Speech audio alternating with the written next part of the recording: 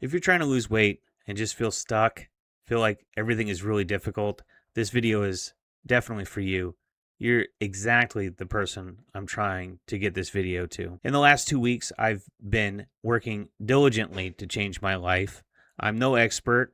In fact, that's why I'm doing these videos, is to really show and give people the view of what it looks like to try it, experiment on myself, see what works, see what doesn't work, try to give that real, raw feeling of self improvement and what that looks like. Today, I want to talk about 6 habits that hinder me from success, something that feels like I tend to do when I am trying to accomplish my goals, things that I really get in the way without me even realizing that that's what's happening.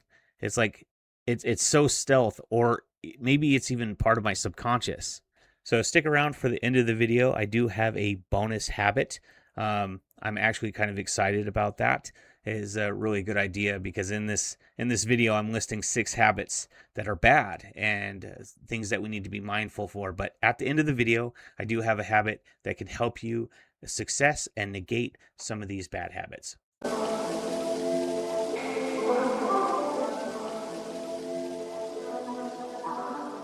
If you haven't met me yet, my name is John, and I try to give real, raw, personal experience when it comes to my health and weight loss journey.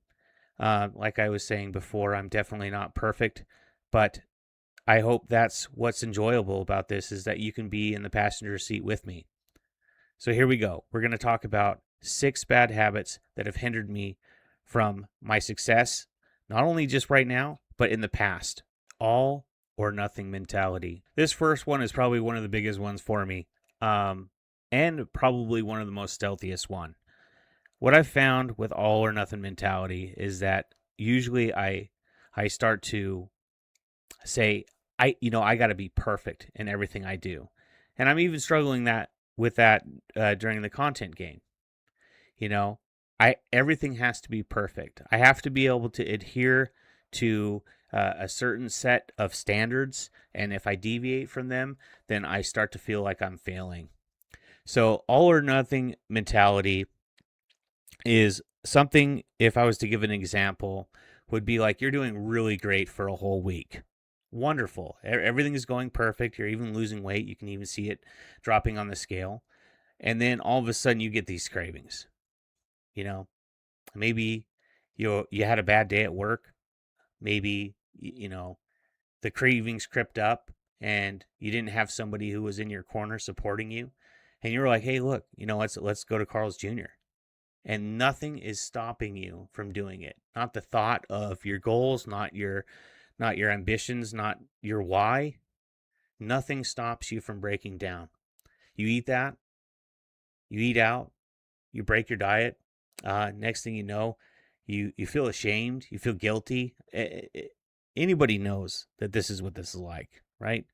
You feel guilty, you feel shameful, and you say, you know what? Screw it. I've messed up. There's no point in doing it now. That's the kind of all or nothing mentality that has really hindered me from my success. And just acknowledging it and just being aware of it, it gives me permission that it's okay to mess up. It's okay to have some setbacks, and it's not a punishment, and there's no reason I should punish myself for sliding backwards, eating too little or too inconsistently. So one of the things that I like to do, that I've been known to do, is that when I start a diet, I go really hard. I cut out everything. I cut out sugar. I cut out carbs. I try to cut out dairy. I do whatever it takes to eat as little as possible and still function. And that is definitely something that happens to me. And I'm definitely aware of it going into this challenge, because what it does is I think I'm doing myself a service when I'm really not. Skipping meals, eating very little, it it increases your anxiety, increases your irritability. You have terrible blood sugar swings up and down that it's just nuts. And if you have some mental health issues, like I do, it really gets to you. And, it might affect your relationship. Um, and it's definitely not going to lead you to success. You know, you, Unfortunately, the hard part is being able to have consistency in your diet, having the patience to have it work out, which means eating. And when you starve yourself, or if you're not eating that much, yeah, it might show on the scale, but if you're not successful in the long run, it doesn't matter. So habit number 2 is eating too little, and that's definitely something that I'm guilty, for sure, and something that I have to think about and consider all the time. Every time I'm thinking about eating, every time I'm meal prepping, every time I'm thinking about dinner, is it enough? Am I going to be satiated? Is this healthy for me? Using nicotine or stimulation to cope with stress. So it's really funny because, as a lot of people already know, binge eating and food can easily be an addiction.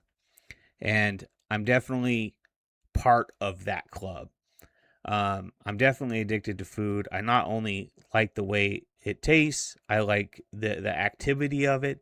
I like that my mind and my brain is being occupied by actually doing something that's easy to do and I enjoy. It definitely hits that dopamine hit in my mind. It definitely triggers all of that, and I'm there for everything. And so what happens is, when you take that away, when you take that joy away with like any addiction, alcohol, cigarettes, any other kind of illicit drugs or whatever, you take that addiction away, your brain says, I gotta have something, right? And so what I find is when I'm dieting and I'm doing really, really well, I'll find myself going, you know what? I wouldn't mind vaping. I used to do nicotine pouches. A Zen can would just do great. And I find myself in this trap of removing one addiction and replacing it with another. And that there's all sorts of examples that people can come up with in their own lives where we do that. It's trying to fill that void with like healthy and like constructive things that's really hard to do, especially if you're sedentary like me. Like I can't just, at the moment, I can't just go to the gym and feel good. I have to really warm up to that idea. And so I can't replace, an unhealthy habit with a good habit right off the bat. I have to really think about what I'm doing. And, it's really easy to just go buy a vape pen. Over analyzing every physical symptom. This one is probably the worst one that I have. I've talked, not extensively, but I've talked about my anxiety and my depression quite a bit. I do struggle with anxiety every single day, pretty much. Even when I have good days, as soon as I realize that I'm haven't been anxious, it just triggers my anxiety and I become anxious. And so, over analyzing everything. So I'll have a chest pain. I'll be a little short of breath. I'll be a little bit lightheaded, and I'll just spiral. I'll start Googling. I'll start trying to figure out, what's happening to me. Why am I feeling this way? Whether it's Google, whether it's ChatGPT, whether it's, whatever it is, I'm looking for the answer of, am I going to be okay, really? Um it's a terrible thing to be. And, and it's so interesting to me how I can actually feel really good and then all of a sudden just be triggered by something, and I'll just spiral out of control. And, you know, definitely going on Reddit, over analyzing the situation, Dr. Google is definitely not the way to go.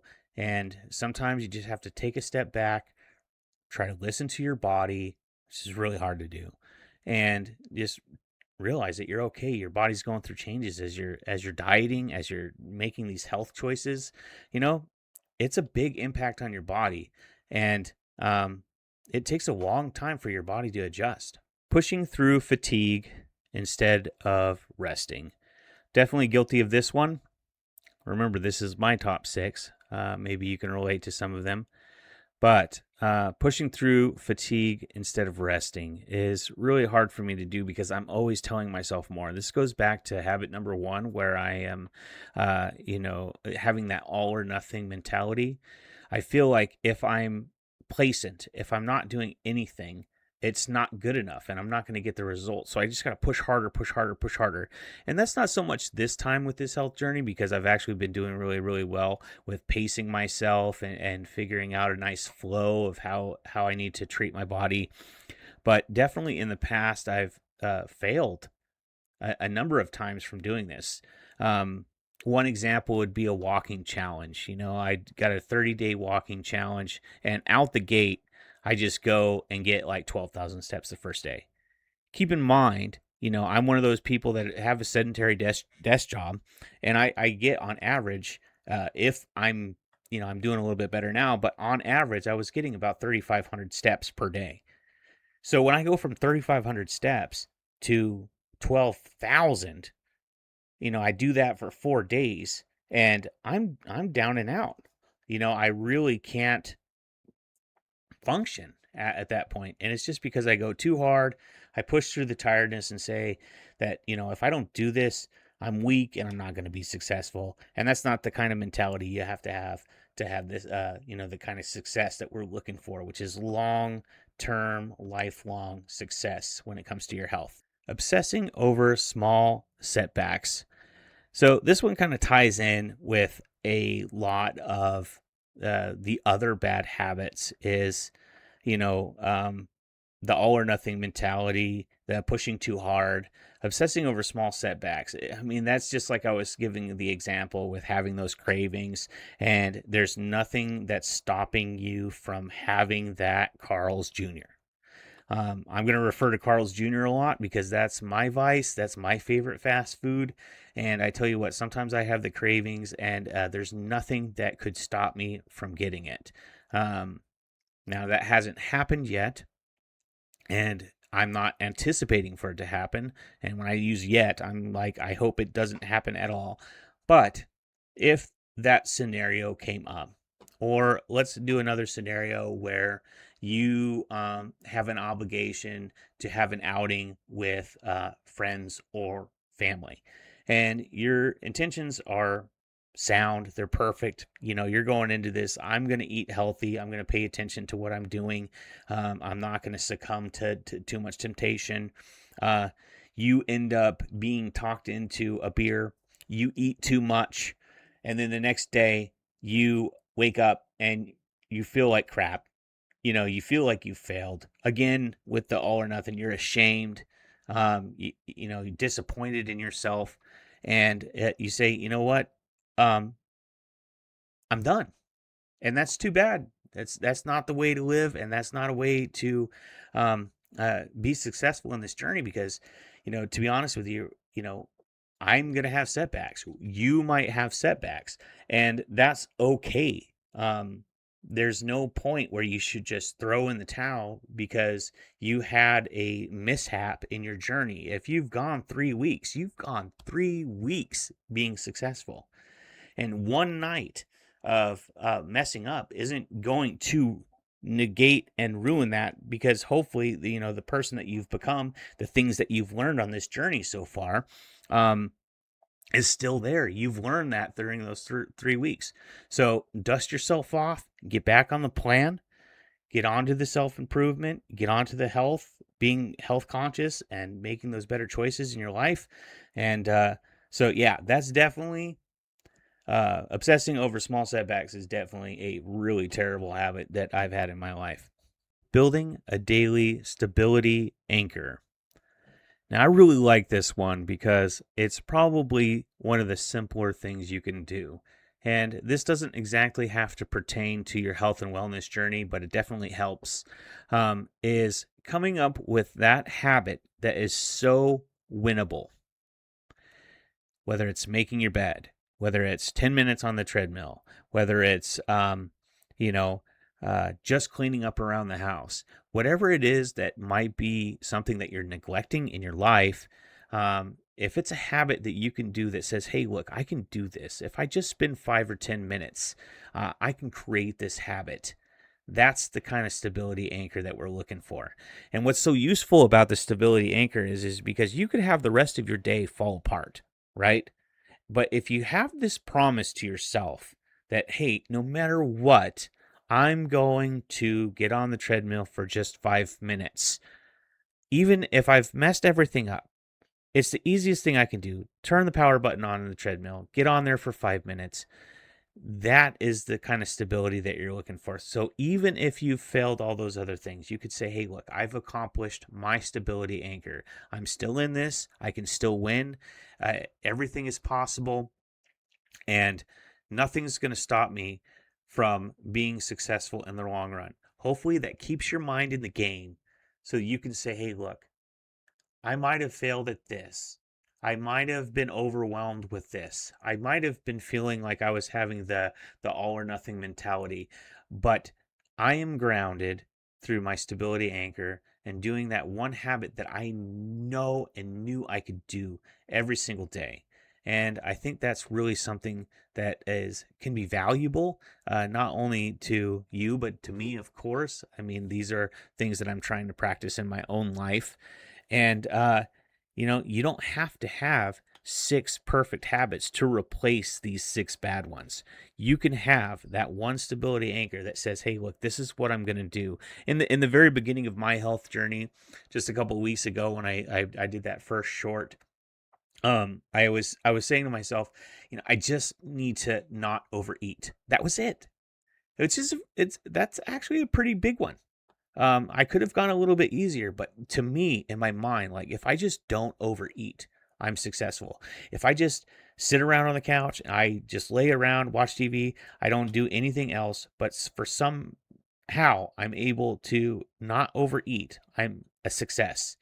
And it's been working so far. And I'm starting to add other new habits, and I'm going to be producing those kind of videos for you to replace some of these bad habits. But that's what I wanted to leave you with at this time, is just use that daily stability anchor to ground yourself and keep you in the game.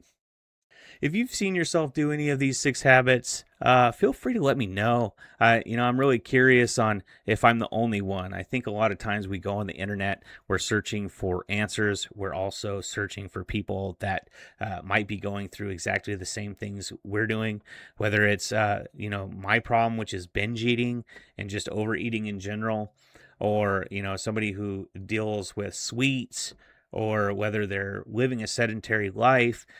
It's good to know that you're not the only one struggling with that, especially when you throw something like anxiety and depression in the mix. It's a really lonely feeling sometimes, and that's really what I want to do with these videos, is to explain to you that you're not alone.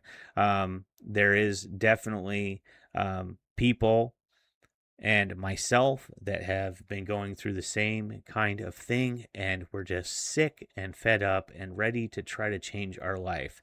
So if you haven't yet, which I know you haven't because this is my first video, go ahead and like and subscribe. Let me know you enjoyed the content. If not, no big deal. This is my first video, and we'll see you on the next one.